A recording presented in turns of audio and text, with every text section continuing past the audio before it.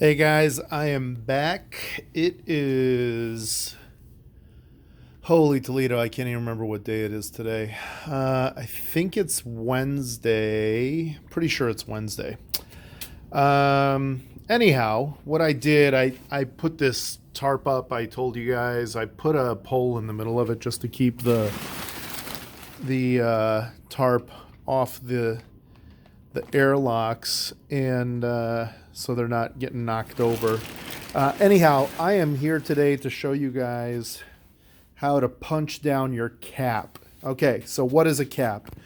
When the grapes begin fermentation, the carbon dioxide, they obviously the yeast consumes the sugar. The sugar's byproduct is alcohol and carbon dioxide.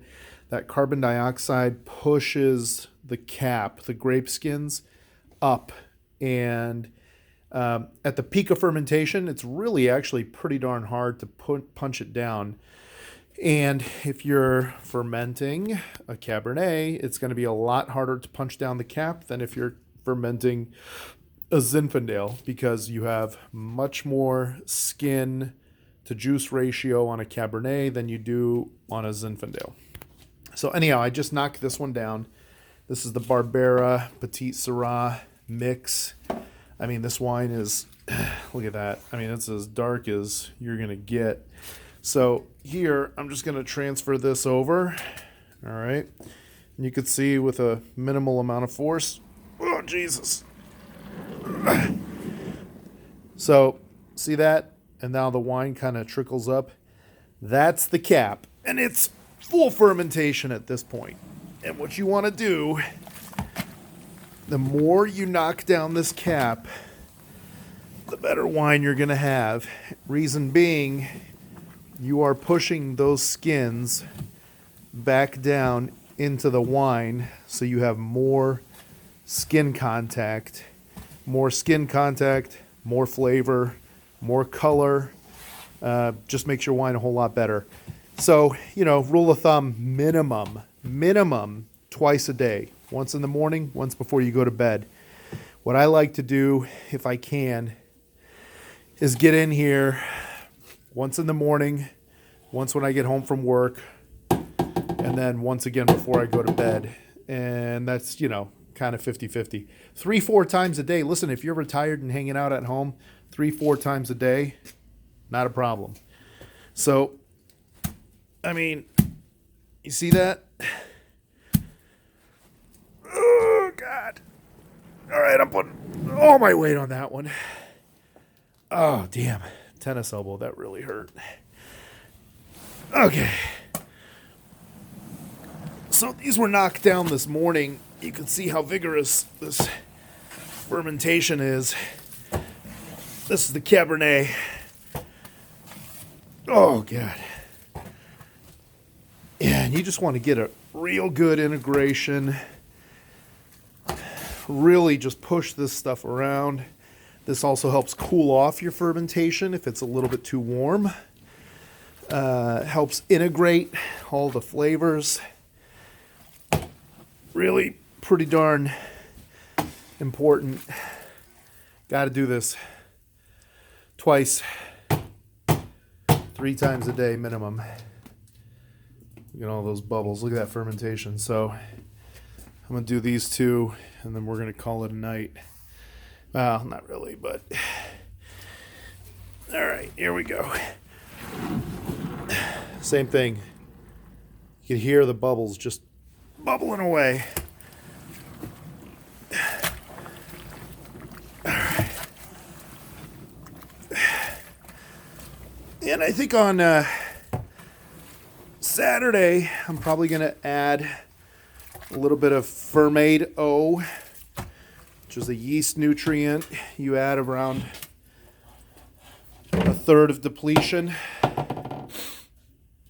So I'm going to give these guys a couple more days to ferment. Here's another thing. I just want to point this out.